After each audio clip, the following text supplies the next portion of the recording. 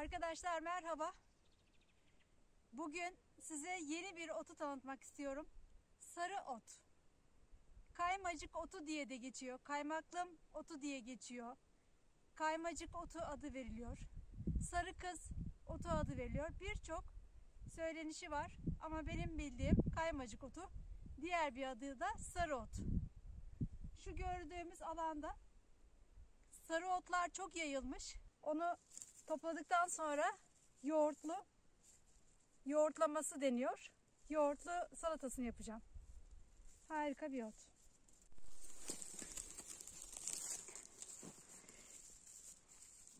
Çok değişik, kaba bir görüntüsü var ama otsu bir ot.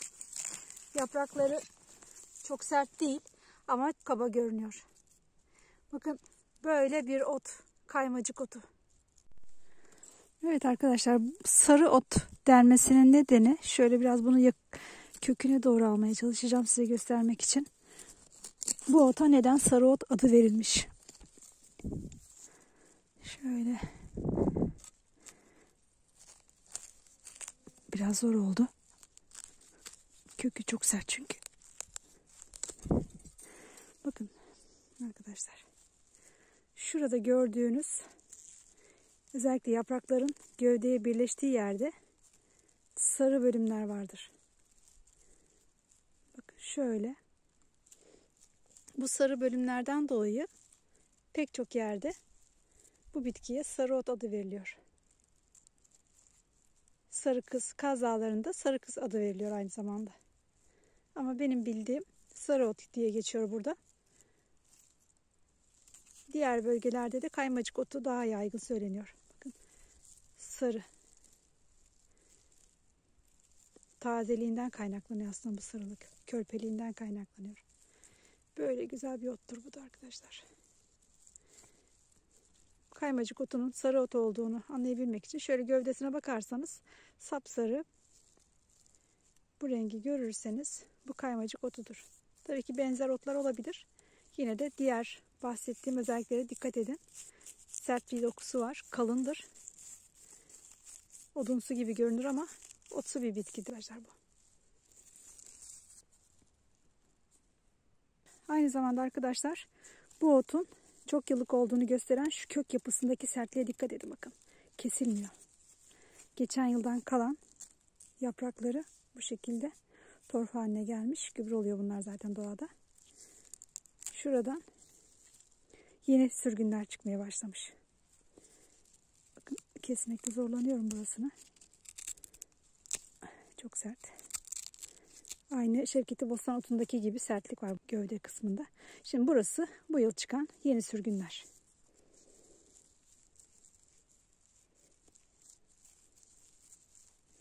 Kaymacık otumuz bu arkadaşlar.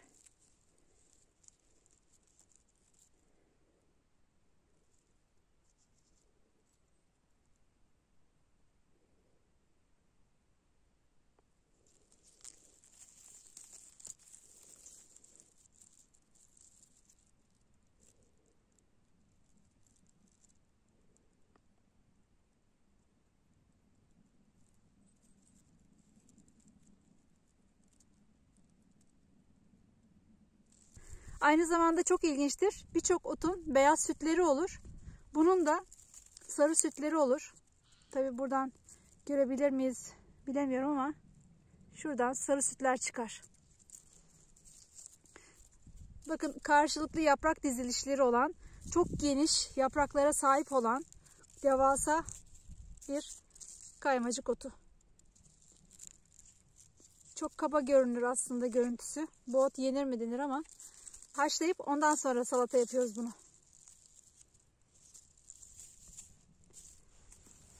Bakın şunları böyle toplayayım.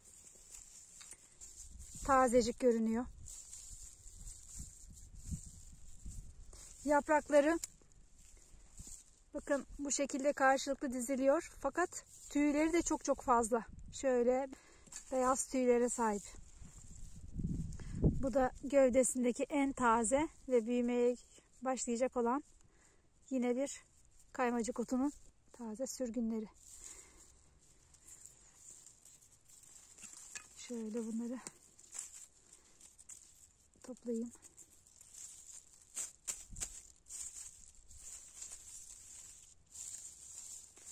Özellikle Kaz Dağları'nda buna sarı ot adı veriliyor. Hatta sarı kız otu ismi de buradaki Kaz Dağları'ndan dolayı o isim verilmiş.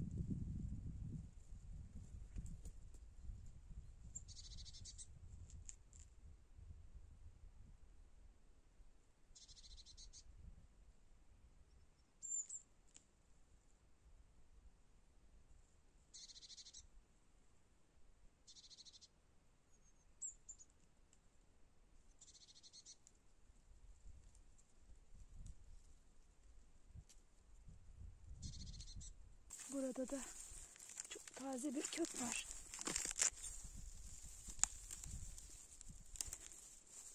Çok fazla dip tarafından almadan yapraklarını alacağım.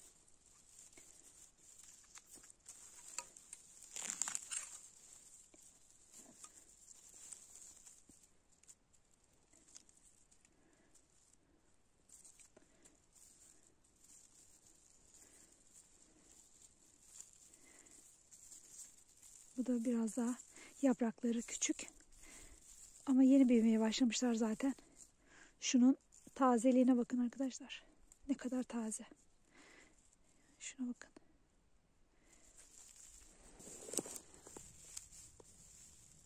Özellikle Muğla bölgesinde arkadaşlar bu ota çok talep var.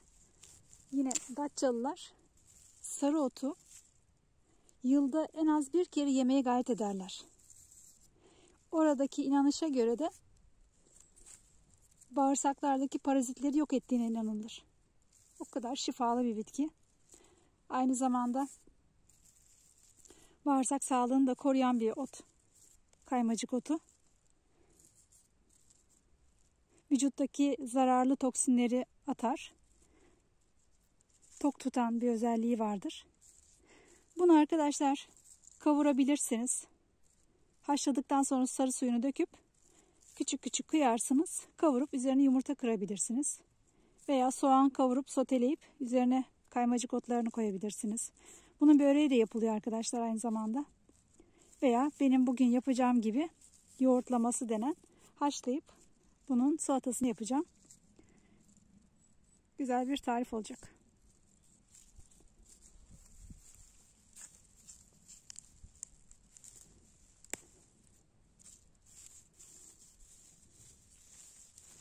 Şöyle en kırık yapraklarını toplayayım. Bunlar çünkü önümüzdeki haftalarda kocaman olacaklar. Bayağı bu bitkinin yanına yaklaşmak bile zor olacak. Çok yapılı, devasa bir bitki.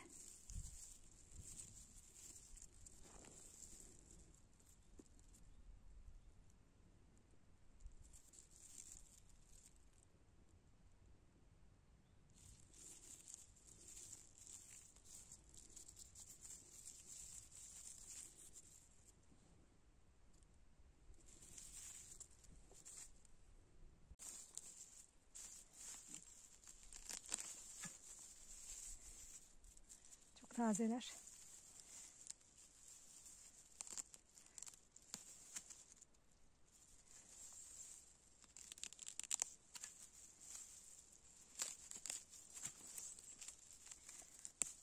Çok da şifa yönü güçlü olan bir ot arkadaşlar.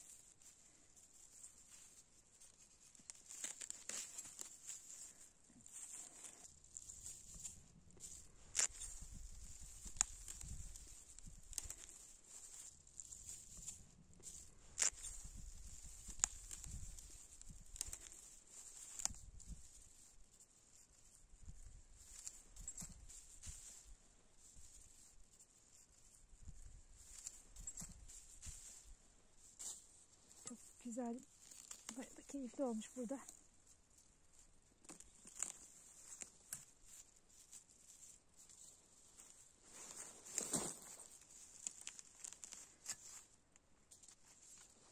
Bakın arkadaşlar, şu gördüğünüz sopası geçen yıldan kalan, bu 30-60 santim arasında boylanabiliyor. Geçen yıldan kalan, kurumuş ve yeni sürgünlerini veriyor. Çok yıllık olduğunu gösteriyor o dibindeki sopa. Dediğim gibi kaymacık otu çok yıllık bir bitkidir. Güzeller.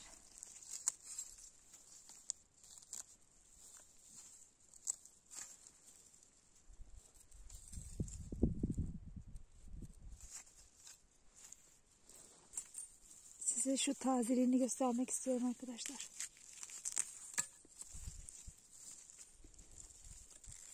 Sanki böyle sert bir yapısı varmış gibi ama su gibi. Biraz daha bahara doğru buradaki sarı bölümleri belirginleşiyor. Şimdi çok daha havalar soğuk olduğu için o sarı rengini göremiyoruz kök kısmındaki. Ama yine birazcık da olsa sarı ot denmesinin nedeni buradan anlayabiliyoruz arkadaşlar.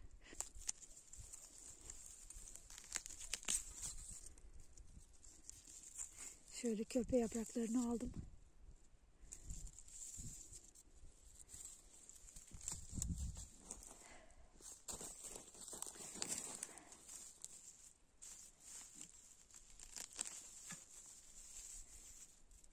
Çok tazeler.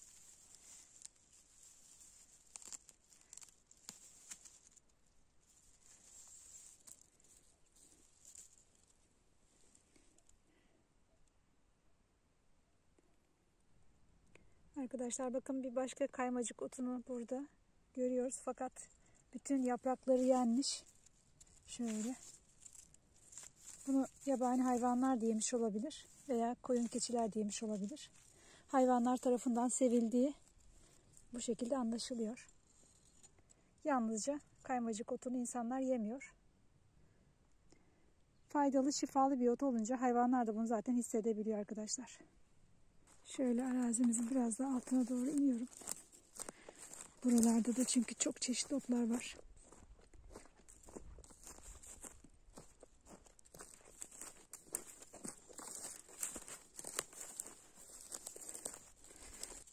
Bakın arkadaşlar, şu gördüğünüz ot su otu diye geçer. Suyun olduğu yerlerde bu ot çıkar. Çayır otudur. Eğer bulunduğunuz yerlerde su yoksa ve su arıyorsanız bu otları takip edin. Bakalım burada da şu bulunduğumuz bölgede kaymacık otu var mı? Çünkü buralara kadar yayılmıştı, geçen yıl gördüm. Yeni çıkmaya başlamıştı.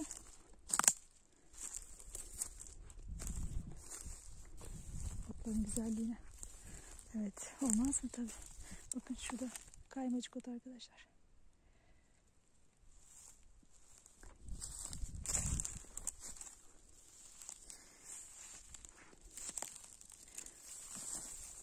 Evet. Şurası da yeni büyümeye başlamış bir tazecik kaymacık otu.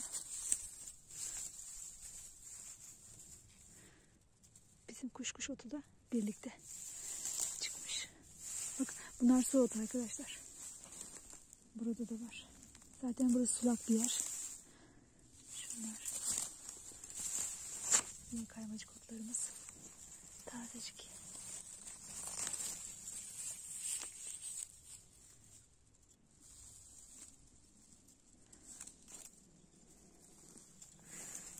Evet, başka bir ot daha var arkadaşlar burada. Tavşan kulağı otu arkadaşlar bu. Evet, ama asıl konumuz kaymacık otu. Şu güzelliğe bakın arkadaşlar. Şuraya bak. Ne kadar büyük yaprakları var.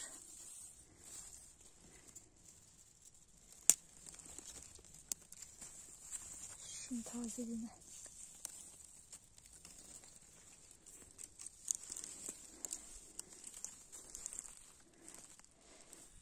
Onları toplamayacağım. Yeter bu kadar topladıklarım. Şuralarda bizim anemon dediğimiz laleler açardı. Henüz açmamışlar dedim. Açmaya başlamışlar. Evet, bu mor olan lale, anemon çiçeği. Soğan ne olur? Buralar o kadar güzel lale ile kaplanır ki arkadaşlar. Çok güzel bir görüntü elde ederiz. Tamam, yine gördüklerimi size göstereyim arkadaşlar. Bu da her zaman böyle mor yapraklı haline gelmiş kuzu kulağı otu.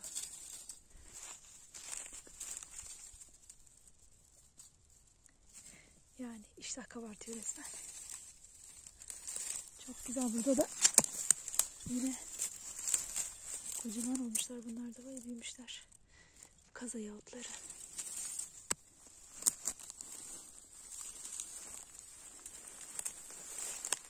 Harika.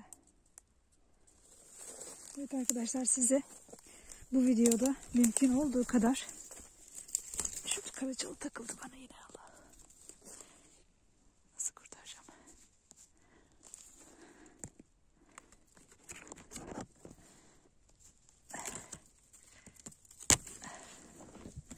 Çok kötü karaçalılar.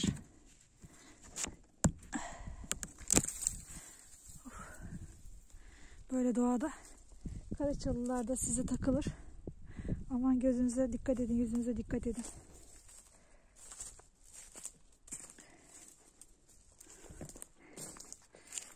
Evet arkadaşlar, şimdi topladığım kaymacık otlarını yıkayıp salatasını yapacağım. O aşamaya geçiyoruz.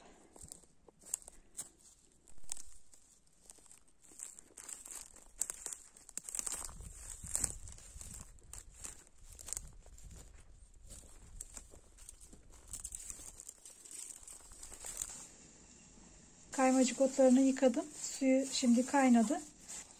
Arkadaşlar, suyun içine bunları bütün bu şekilde salıyorum.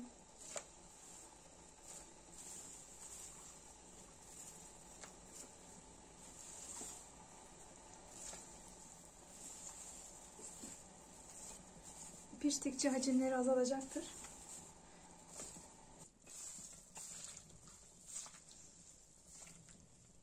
Daha şimdiden suyu sararmaya başladı arkadaşlar.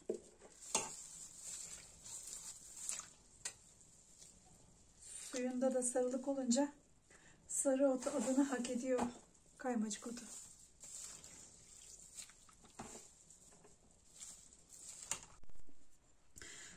Arkadaşlar, kaymacık otu kaynadı, pişti. Bakın, piştiğini de şuradan anlıyoruz.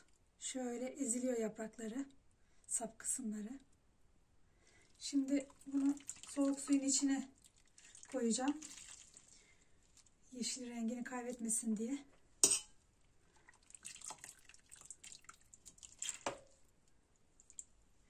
Hızla soğutacağım. Bakar mısınız suyun rengine? Sapsarı, zeytinyağı gibi suyu oldu.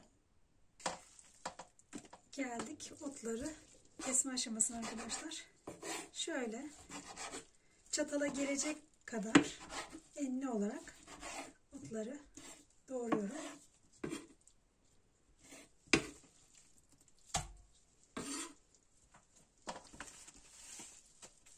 Ne kadar çok ot vardı ve ne kadar çok az oldu gördüğünüz gibi.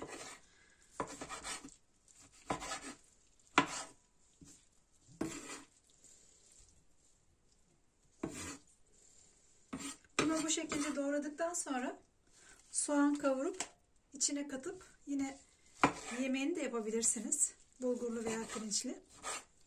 Veya bu şekilde yumurta da kırabilirsiniz. Sarımsaklı yoğurt hazırladım. Onu da şimdi üzerine döküyorum.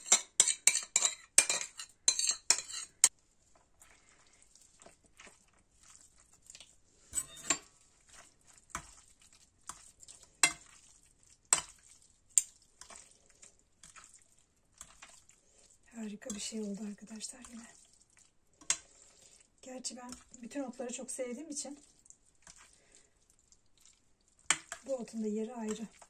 Evet, en güzeli üzerine şöyle bolca zeytinyağı.